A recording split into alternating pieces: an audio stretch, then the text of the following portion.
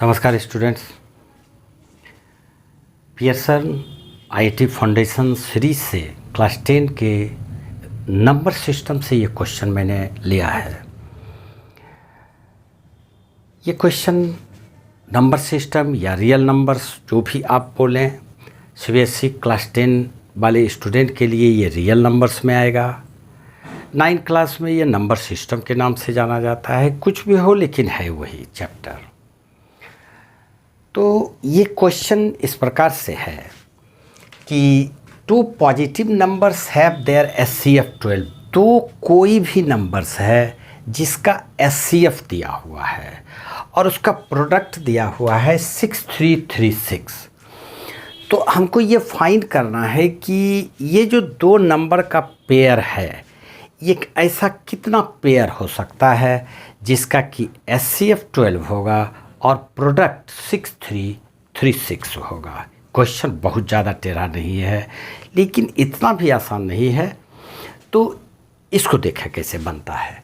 सबसे पहले हम लोग को दिया हुआ है एचसीएफ इज इक्वल टू 12। तो हम लोग मान लेंगे वो दो नंबर्स क्या क्या हो सकता है।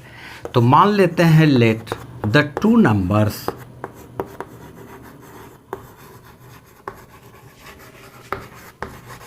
B 12x and 12y।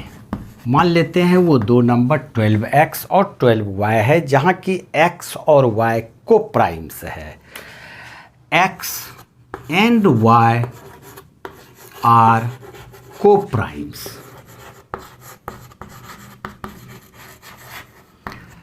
अब क्वेश्चन के मुताबिक ये दिया हुआ है, हम कह सकते हैं according to question product of two numbers 12x into 12y, ये दोनों का प्रोडक्ट हुआ, इज इक्वल टू 6336 ये दोनों का प्रोडक्ट दिया हुआ है। तो हम इसको लिख सकते हैं 144xy is equal to 6336। Therefore xy is equal to 6336 by 144। ये जो दो को प्राइम्स है x और y, उसका प्रोडक्ट हमको मिलता है। इसको पहले सिंप्लीफाई कर लेते हैं। 12 से ये कट जाना चाहिए। 12 5 60, 3 33, 12 2 24 एंड 24 9 96, 12 8 96। ये कैंसिल हो गया। फिर ये 12 से आ जाएगा 12 4 44 एंड 12 4 44।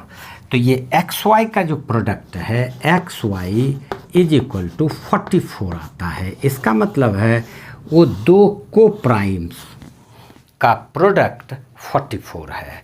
तो हम लोग पहले पता करेंगे कि इसका फैक्टर्स क्या क्या है। फैक्टर्स ऑफ 44 का फैक्टर्स होगा 1 2 4 11 22 एंड 44। ये इतना फैक्टर्स इसका है। ये सारे फैक्टर्स से हम पेयर बनाएंगे जो कि एक x होगा और एक y होगा। ये ध्यान में रखना है कि दोनों का प्रोडक्ट 44 होना चाहिए। इनमें से दो नंबर का पेयर बनाना है जिसका प्रोडक्ट 44 होना चाहिए। तो पेयर्स क्या क्या हो जाएगा? ये हो जाएगा 1 और 44, 144 एक पेयर ये आ गया। दूसरा 2 और 22 ले सकते हैं। 2 22 ये दूसरा पेयर आ गया। दोनों का प्रोडक्ट 44 ही होगा।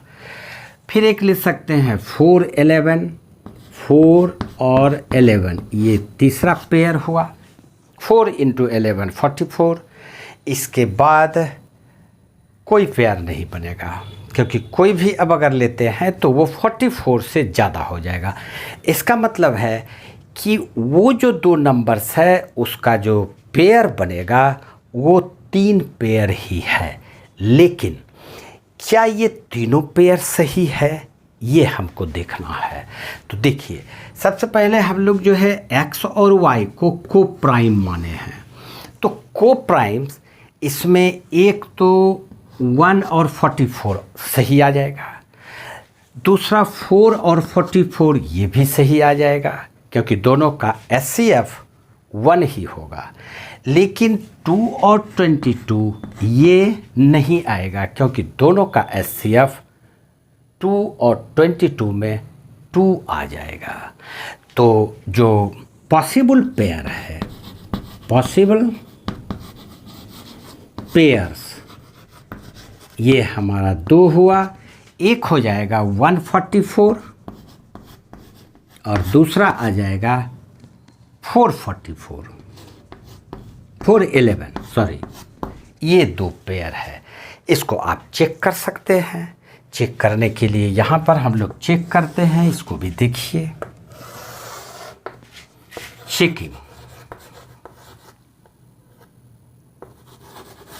चेकिंग क्या करते हैं, सबसे पहले तो ये देखेंगे कि दोनों का प्रोडक्ट, दोनों का HCF 12 आता है या नहीं। तो ये हमारा जो नंबर है 1 और 44, तो पहला नंबर आता है 12x, 12 into 1 is equal to 12, और फिर दूसरा आता है 12 इंटू y, तो 12 into 44, 12y is equal to 12 into 44 is equal to 12 4 48 4 528। ये 2 नंबर है। अब इस दोनों नंबर का HCF 12 होगा। HCF दोनों का अगर निकालेंगे तो 12 आएगा, और प्रोडक्ट अगर निकालेंगे दोनों का तो ये 6336 ही आएगा। ये आप चेक कर सकते हैं। फिर उसी तरह से चेक हमको अगर करना है तो हम ये x के जगह पे 4 रखेंगे और y के जगह पे 11 रखेंगे, और ये 2 नंबर सब निकाल के दोनों का HCF देख लेंगे। HCF 12 आता है और प्रोडक्ट 6336 आता है। लेकिन अगर 2 और 22 को हम चेक करेंगे तो ये नहीं आएगा क्योंकि इसका HCF 12 नहीं आएगा। इसको देख लीजिए। अगर हम लेते हैं 2 और 22 तो एक नंबर आ जाता है 12 इंटू 2 इज इक्वल टू 24, और दूसरा आ जाता है 12 into 22 is equal to 12 to 24 to 12 to 24 to 26। HCF of 24 and 264, ये 2 नहीं आएगा, 12 नहीं आएगा। इसका HCF 24 टू 24 आएगा, इसका HCF 12 नहीं आएगा। इस प्रकार से चेक करके आप इसको देख सकते हैं। इसकी आवश्यकता नहीं है, हमको सिर्फ आंसर फाइंड करना है। तो ये आंसर हम लोग 44 निकालने के बाद इसका फैक्टर ले लेते हैं और वो पेयर चुन लेते हैं। उस पेयर में से ये देखना है कि कौन कोप्राइम्स है। जो कोप्राइम्स होगा वही उसका आंसर होगा। तो पॉसिबल पेयर्स सिर्फ 2 है, 1 और 44 और 4 और 11। उम्मीद है ये क्वेश्चन आपको अच्छी तरह से समझ में आया होगा। मेहनत कीजिए। अगर शुरू से ही आपका टारगेट IIT है तो ज़रूर आप IIT में कम्पीट कीजिएगा, लेकिन उसके लिए आपको मेहनत करना होगा। दिन रात एक करना पड़ता है क्योंकि लेबर हैज़ नो सब्स्टिट्यूशन। मेहनत का कोई विकल्प नहीं होता है। आज इतना सा ही। जय हिंद, जय भारत।